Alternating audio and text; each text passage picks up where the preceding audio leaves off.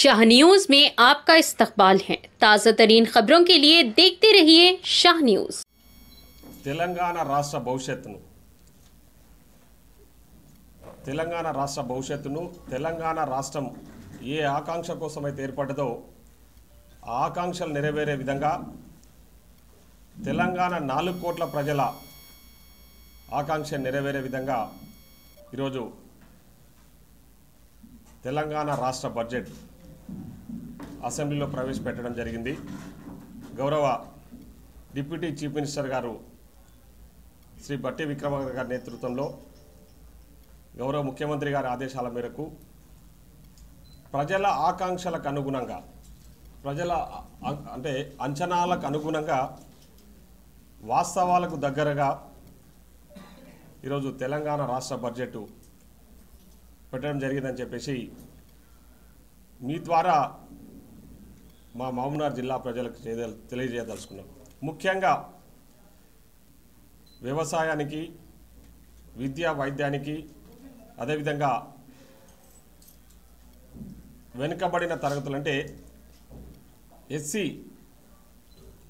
కులాలకు ఆర్థికంగా పూర్తిగా వెనుకబడ్డ కుటుంబాలను ఆదుకోవాలనే ఆలోచనతోన ఈరోజు వాళ్ళకి పెద్దపీట వేయడం జరిగిందని కూడా ఈ సందర్భంగా గుర్తు చేస్తూ ఉన్నాం। ముఖ్యంగా ఈరోజు అనవసరమైన హంగామాకు పోకుండా అంకల గ్యారెడీలా కాకుండా ప్రజలకు ఏదైతే మేము ఎన్నికలలో ఇచ్చిన హామీలు ఉన్నాయో హామీలన్నీ కూడా నెరవేర్చే విధంగా హామీలన్నీ అమలయ్యే విధంగా ఈరోజు ఈరోజు అసెంబ్లీలో మా గౌరవ ఆర్థిక శాఖ మంత్రి గారు ప్రవేశపెట్టిన బడ్జెట్ ఉందని చెప్పేసి కూడా ఈ సందర్భంగా తెలియజేస్తా ఉన్నాం। గతంలో మీకు తెలుసు బీఆర్ఎస్ పార్టీ అధికారంలో ఉన్నప్పుడు వాళ్ళు ప్రవేశపెట్టిన బడ్జెట్లు ఒక అంకల గారెడిలాగా వాస్తవాలకు ఎంతో దూరంగా అమలు కాని హామీలనిచ్చి ఇలాంటి పొంతన లేకుండా బడ్జెట్ ప్రవేశపెట్టి ఈ రాష్ట్రాన్ని పూర్తిగా ఆర్థికంగా అధోగతి పాలు చేసిన ఘనత బీఆర్ఎస్ పార్టీ నాయకులది। సో ఈరోజు అట్లా కాకుండా మేము ప్రజల ఆకాంక్షకు అనుగుణంగా వాస్తవాలకు దగ్గరగా మేము ప్రవేశపెట్టిన బడ్జెట్ ఈరోజు నేను మధ్యాహ్నం ప్రవేశపెట్టినప్పుడు కూడా సభలో లైవ్లో నేను అక్కడ ఉన్నా। చాలామంది బయటికి వచ్చిన తర్వాత ఆ బడ్జెట్ విషయంలో పెద్ద ఎత్తున హర్షధ్వానాలు వ్యక్తం చేశారని కూడా ఈ సందర్భంగా తెలియజేస్తా ఉన్నా। దాదాపు 3,04,965 కోట్లు ఈరోజు మన రాష్ట్ర బడ్జెట్ ప్రవేశపెట్టడం జరిగింది। దాంట్లో ముఖ్యంగా రైతు బోనస్, ఎందుకంటే ఈ రాష్ట్రానికి ఒక రైతు బిడ్డ ముఖ్యమంత్రిగా ఉంటే రైతులను ఏ విధంగా ఆదుకోవచ్చు, రైతులను ఏ విధంగా సుభిక్షంగా చూడొచ్చు, వాళ్ళని ఏ విధంగా ఆర్థికంగా ముందుకు తీసుకెళ్ళొచ్చు అనే దానికి ఈరోజు ప్రవేశపెట్టిన బడ్జెట్ నిదర్శనం అని కూడా ఈ సందర్భం గుర్తు చేస్తూ ఉన్నా। రైతు భరోసాకు సంబంధించి దాదాపు 18,000 కోట్ల రూపాయలు కేటాయించడం జరిగింది।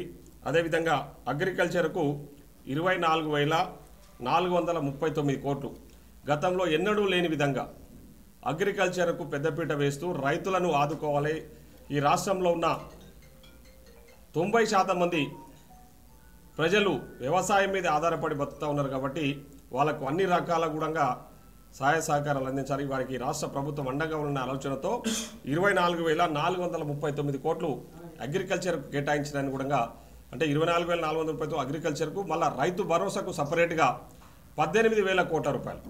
ఇది చాలా స్పష్టంగా తెలియజేయదలుచుకున్నాము। ఎందుకంటే బీఆర్ఎస్ పార్టీ వాళ్ళు తప్పుడు ప్రచారాలు, ఇది రైతు భరోసాని ఎగ్గొట్టేస్తారు, ఇంకా రైతు బందే, వాళ్ళు ఇచ్చింది రైతు బంధు, మేము రైతు భరోసా అనే పేరు పెట్టినాం దానికి। కాంగ్రెస్ వాళ్ళు రైతు భరోసాను, ఈ రైతు బంధును ఎగ్గొట్టేస్తారు, ఇది ఒక్కసారి ఇస్తారని చెప్పేసి ఈ మధ్య కాలంలో అబద్ధాలకు కేరా పడ్రస్గా మారిన కేటీఆర్ గారు మాట్లాడిన విషయాలు మీకు అందరికీ కూడా తెలుసు।